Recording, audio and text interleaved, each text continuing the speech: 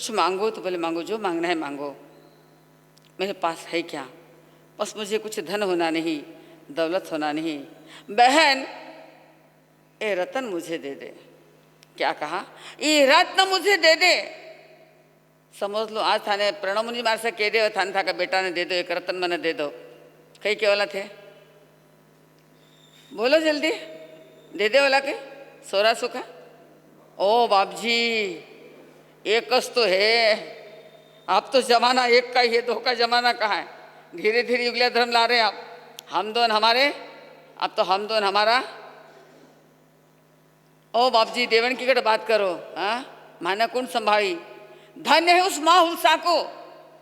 जैसे ही गुरुदेव ने कहा इस रत्न को मुझे सौंप दो, माँ ने उन गुरुदेव के शब्दों को स्वीकार किया, हृदय से स्वीकार किया, तहत बोल दिया गुरुदेव आप उसे स्वीकार कीजिए, लीजिए, मैं मेरा रत्न आपके झोली में देने के लिए तैयार हूं। बताइए बंधु, उस माँ को हम कितना धन्यवाद दें, उस माँ के हम कितने गुणानुवाद करें, जिस माँ ने गुरु के एक शब्द पर एक ही बार कहा था, रत्न ऋषि जी महाराज साहब ने, ये हीरा ये रतन मुझे दे, मुझे सौंप दे। उस माँ की भावनाओं को समझे, उस माँ ने अपने जिगर के टुकड़े को, अपने कलेजे के टुकड़े को हंसते हंसते अपने गुरुदेव के चरणों में सौंप दिया। गुरुदेव संभालिए, दीजिए आप इसको मूर्ति का आकार। माँ ने अपने बेटे को सौंपा। रत्न ऋषि जी महाराज के चरणों में रहकर बालक आनंद पढ़ाई करने लग गए। रत्न ऋषि जी महाराज साहब का स्वभाव कैसा था? कैसो था? कड़क स्वभाव था, अनुशासन प्रिय थे। और शिष्य कैसा था? विनम्र स्वभाव का। आचार्य आनंद ऋषि जी महाराज साहब के भीतर नम्रता ने पूर्ण वास कर लिया था, विनय से जिनका जीवन श्रृंगारित था। गुरुदेव ने जो बोला उसको हमेशा स्वीकार किया। मिंगसर सुद नवमी मेरी गांव के अंदर रत्न ऋषि जी महाराज साहब के चरणों में बालक नेमीचंद दीक्षा होकर के आनंद ऋषि जी महाराज साहब का नाम जिनको मिला, आनंद ही आनंद। मिंगसर सुद नवमी के दिन दो महापुरुषों की दीक्षा हुई। इस महाराष्ट्र के दो उज्जवल हीरे, एक चांद और एक सूरज, पूज्य गुरुदेव गणेश लाल जी महाराज साहब और आचार्य सम्राट आनंद ऋषि जी महाराज साहब, इन दोनों ही महापुरुषों की दीक्षा एक ही दिन संपन्न हुई। आचार्य भगवान की मिरी में और गुरुदेव गणेश लाल जी महाराज साहब की दीक्षा कहाँ हुई? नगर सुल में। एक ही दिन, सिर्फ 1-2 घंटे का अंतर था। गुरुदेव 2 घंटे पहले गुरुदेव की दीक्षा हुई और 2 घंटे बाद आचार्य भगवंत की दीक्षा हुई, जिन्होंने पूरे महाराष्ट्र, पूरे भारत देश में जी शासन का नाम चमका दिया। एक चांद और एक सूरज, आचार्य भगवंत की दीक्षा हुई। दीक्षा होने के बाद पढ़ाई, गुरु के सानिध्य में रहकर पढ़ाई और मनपूर्वक लगन के साथ अध्ययन करने लग गए। आचार्य भगवान की सहनशीलता, अद्वितीय सहनशीलता, अपरंपार सहनशीलता, सहनशीलता के देवता कहो या सहनशीलता के अवतार कहो तो कोई बात नहीं। छोटी उम्र है और ठंडिल के लिए कहाँ गए? बाहर गए। ठंडिल के बाहर गए और वहाँ कुछ मन चले बच्चे थे, उद्दंड बच्चे थे, उद्दंड बच्चों की टोली थी और उन्होंने लेकर आचार्य भगवान आनंद ऋषि जी महाराज साहब को पीट दिया। पीटा इतना कि पूरे पीठ के ऊपर बल आ गए, लाल हरी पीठ हो गई पूरी। लेकिन आचार्य भगवंत ने हुप शब्द नहीं किया, किसी को कुछ भी बोला नहीं, चुपचाप अपने स्थानक में आ गए। कोई श्रावकों से शिकायत नहीं, कोई गुरुदेव से शिकायत नहीं। गुरुदेव पूछा लेट कैसे हो गए? तो यूं ही, कुछ नहीं। जब गोत्री के लिए बैठते हैं तो संत जो होते हैं वो अपनी चादर उतार के गोस्त्री के लिए बैठते हैं।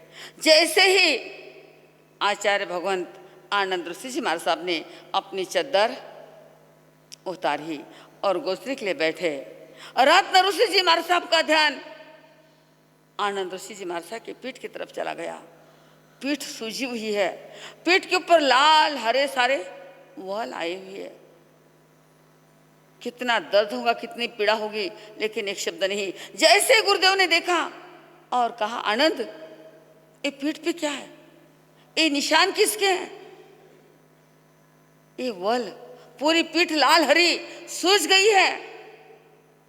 कुछ नहीं कहा। जब गुरुदेव ने बार बार पूछा तो बोले, आज मैं बाहर गया था और कुछ उद्दंड बच्चों ने मुझे मारा है, पीटा है। देखिए सहनशीलता की कोई, हाँ, कितनी सहनशीलता। आज तो हमको कोई एक शब्द बोल दे तो हम सहन नहीं कर सकते, लेकिन धन्य है उन महान आत्मा को। इतना कुछ होने के बाद भी ना संघ से शिकायत, ना गुरु से शिकायत, और ना ही कहीं पे कोई चर्चा। यदि दूसरे को होते तो पता नहीं कितनी हम चर्चा कर लेते, कितना भला बुरा कह लेते। वो सहनशीलता के देवता आचार्य भगवंत ज्ञान अध्ययन करते हुए अपनी साधना में आगे से आगे बढ़ते रहे। दया के अवतार, करुणा के अवतार, सहनशीलता की प्रतिमूर्ति आचार्य भगवंत। कहते वो छोटे थे, उनके जीवन के कुछ प्रसंग हमने पढ़े हैं। उनको आयम्बिल था। क्या था? आयम्बिल था। योग संयोग ऐसा रहा, विहार करते करते एक गांव में रुके। वहाँ एक महेश्वरी परिवार के अंदर गोत्री के लिए चले गए। उनके यहाँ कोई शादी का प्रसंग था। जैसे गुरुदेव ने पात्र रखे और सामने वाले के यहाँ शादी का अवसर था, लड्डू बने हुए थे। उन्होंने क्या कर दिया, पात्र में लड्डू, जबकि महाराज साहब ने नहीं बोला कि भाई हमको आज नहीं, हमको आयम्बिल है, लेकिन सामने वाले ने नहीं माना, लड्डू बहरा दिए। अब बहराई पात्र में आई हुई चीज़ तो फेंक सकते नहीं। आचार्य भगवान को आयम्बिल था, आयम्बिल में लड्डू चलते नहीं। लेकिन संतों के यहाँ एक नियम होता है, कोई ऐसी चीज़ आ जाए उसको फेंक नहीं सकते, लेकिन क्या करना पड़ता है, एक आगार आता है, पर ठावनिया गारेणा। गुरुदेव की आज्ञा से आचार्य भगवान को आयम्बिल में क्या मिले, आचार्य भगवान खुश, चलो आयम्बिल में क्या मिले, लड्डू। ऐसा आयम्बिल तो मैं रोज कर सकता हूँ। छोटे थे तो बंधु, ऐसे कई प्रसंग उनके जीवन में आए, ऐसी कई घटनाएं उनके जीवन में घटी। ओ महापुरुष अपने जीवन के अंदर साधना करते हुए आगे बढ़ रहे थे। खट्टे मीठे कई प्रसंग उनके जीवन में आए। अंत में आपको याद होगा मनमाड़ की दीक्षा का प्रसंग। मनमाड़ में दीक्षा थी, अक्षय तृतीया के पारने थे और वहाँ शादियों के लिए गए। 2-4 जगह से बारात बाहर गांव गई थी। अक्षय तृतीया के लिए काफ़ी लोग वहाँ पे आए हुए थे। आचार्य भगवान जहाँ भी जाते लाखों की भीड़ रहती थी। और जो मंडप वगैरह बना हुआ था, जहाँ प्रवचन वगैरह था, वो रेलवे स्टेशन के आसपास में कहीं होगा। बाहर गांव की काफ़ी जनता वहाँ पे पेंडाल में आई हुई, और अचानक दुष्ट लोगों ने क्या कर दिया, हाँ क्या डाला साहब, पेट्रोल के गोले बना के डाल दिए। अचानक पेंडाल में आग लग गई, भगदौड़ मच गई। बचाने की काफ़ी कोशिश की। चारों ओर का माहौल बहुत बिगड़ गया। साधु संत गंभीर, लेकिन आचार्य भगवंत को उस घटना का इतना जबरदस्त झटका लगा कि वो सहन नहीं कर पाए। आज कितने लोगों को तकलीफ हुई, कितने लोग, किसी का हाथ जला, किसी का पैर जला, किसी का कुछ जला है। उसी समय उन्होंने तुरंत 3 उपवास पचक लिए, तेला पचक लिया। 24 तेले के पचकान ले लिए, पानी भी नहीं पीऊंगा। बंधु, उस समय काफ़ी कुछ लोगों ने चर्चाएं की। आपको मालूम है होनहार को कोई टाल नहीं सकता। भगवान महावीर स्वामी के समय भी ऐसा ही प्रसंग बना था, जबकि भगवान महावीर स्वामी ने अपने साधुओं को कह दिया था कि गौशालक आएगा, अंट संट बोलेगा, उस समय कोई भी कुछ बोलना नहीं। हिदायत दे दी थी, समझा दिया था। लेकिन भगवान के प्रति जो अनुराग होता है, जब गौशालक भगवान महावीर को गालियाँ देने लगा, अंट संट बकने लगा, तू तीर्थंकर नहीं मैं तीर्थंकर, कुछ भी बोलने लगा, तब सब तो शिष्य मौन थे, लेकिन 2 शिष्य सहन नहीं कर पाए। कौन से 2 शिष्य? सर्वानुभूति और सुनक्षत्र अंगार सहन नहीं कर पाए और बीच में ही बोल दिया गौशाला को, अरे तू क्या बोलता है, ये तो भगवान है, ये तीर्थंकर है, जरा सोच समझ के बोल।